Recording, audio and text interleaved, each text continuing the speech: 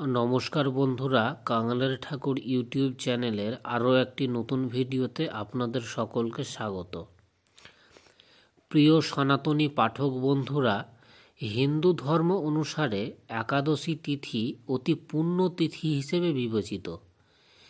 একাদশী ব্রত পালনে সমস্ত প্রকার পাপ বিনষ্ট, সর্ব সৌভাগ্য ও ভগবান শ্রীহরির প্রীতি লাভ হয়।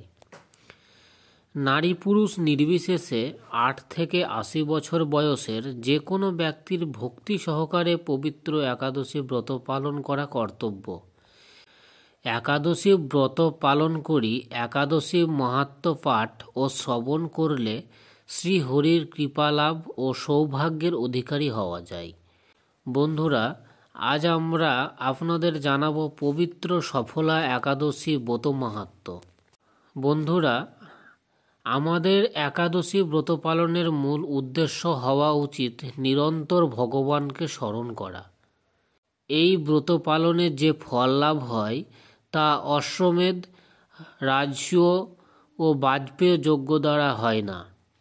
এই দিন ভাগবত শ্রবণে পৃথিবী দানের ফল লাভ হয়। আসুন জেনে নিই পবিত্র সফলা একাদশী ব্রত মাহাত্ম্য। পৌষ মাসের কৃষ্ণপক্ষের একাদশীর নাম সফলা। ব্রহ্মাণ্ড পুরাণে যুধিষ্ঠির শ্রীকৃষ্ণ সংবাদে এই তিথির মাহাত্ম্য বর্ণিত হয়েছে।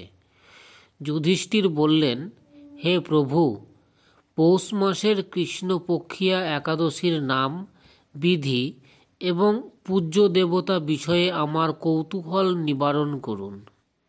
শ্রীকৃষ্ণ বললেন, হে মহারাজ, আপনার প্রতি স্নেহবশত সেই ব্রত কথা বিষয়ে বলছি। এই ব্রত আমাকে যেরকম সন্তুষ্ট করে, বহু দান দক্ষিণাযুক্ত যজ্ঞাদি দ্বারা আমি সেই রকম সন্তুষ্ট হই না। তাই যত্ন সহকারে এই ব্রত পালন করা কর্তব্য। পৌষ মাসের কৃষ্ণপক্ষিয়া একাদশীর নাম সফলা। নাগদের মধ্যে যেমন শেষনাগ, পক্ষীদের মধ্যে গরুড়, মানুষের মধ্যে ব্রাহ্মণ, দেবতাদের মধ্যে নারায়ণ সর্বশ্রেষ্ঠ, তেমনি সকল ব্রতের মধ্যে একাদশী ব্রতই সর্বশ্রেষ্ঠ।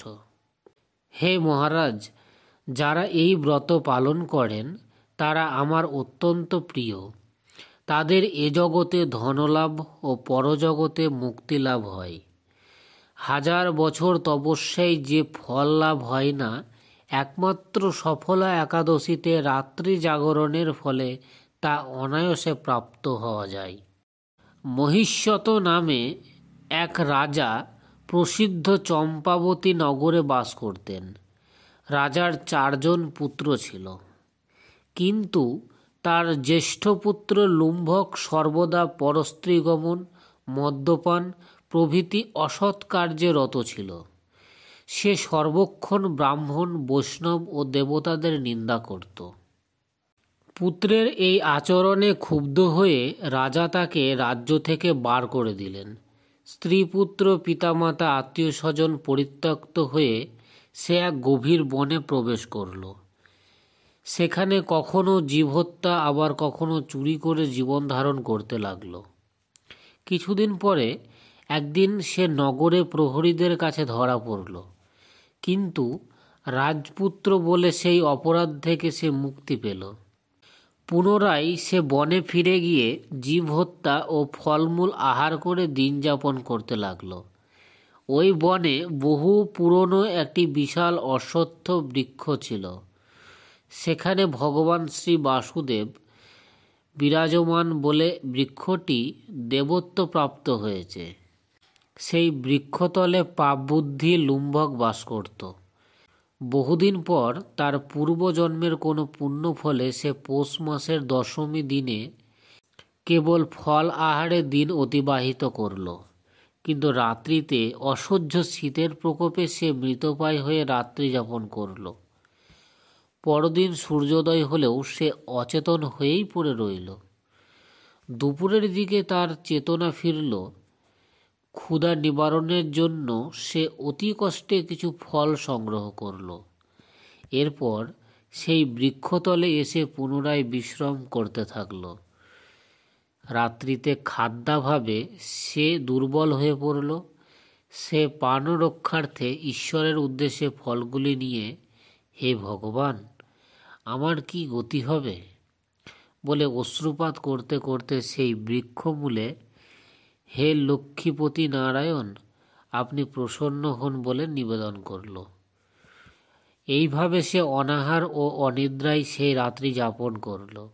ভগবান নারায়ণ সেই পাপী লুম্ভকের রাত্রি জাগরণকে একাদশীর জাগরণ এবং ফল অর্পণকে পূজা বলে গ্রহণ করলেন। এইভাবে অজ্ঞাতসারে লম্ভকের সফলা একাদশী ব্রত পালন হয়ে গেল। প্রাতঃকাল আকাশে দৈববাণী হল, হে পুত্র, তুমি সফলা ব্রতের পুণ্য প্রভাবে রাজ্য প্রাপ্ত হবে। সেই দৈববাণী শোনামাত্র লুম্ভক দিব্যরূপ লাভ করল, তার পাপ বুদ্ধি দূর হল। সে পুনরায় নিষ্কণ্টক রাজ্য লাভ করল। স্ত্রী পুত্র সহ কিছুকাল রাজ্য সুখ ভোগের পর পুত্রের উপর রাজ্যের ভার দিয়ে সে সন্ন্যাস আশ্রম গ্রহণ করল। অবশেষে মৃত্যুকালে সে অশোক অভয় ভগবানের কাছে ফিরে গেল। হে মহারাজ, এইভাবে সফলা একাদশী যিনি পালন করেন তিনি জাগতিক সুখ ও পরে মুক্তি লাভ করেন। এই ব্রতে যারা শ্রদ্ধাশীল তারাই ধন্য, তাদের জন্ম সার্থক, এতে কোনো সন্দেহ নেই। এই ব্রত মাহাত্ম্য পাঠ ও শ্রবণে মানুষের রাজসূয় যজ্ঞের ফল লাভ হয়। তাই বন্ধুরা, আপনারা অবশ্যই সফলা একাদশী পালন করুন এবং ব্রত মাহাত্ম্যটি পাঠ করুন অথবা শ্রবণ করুন। আরও নতুন নতুন আপডেট পেতে চ্যানেলটিকে অবশ্যই সাবস্ক্রাইব করুন এবং ভিডিওটিকে শেয়ার করুন। ভালো লাগলে একটা কমেন্ট করবেন। ধন্যবাদ।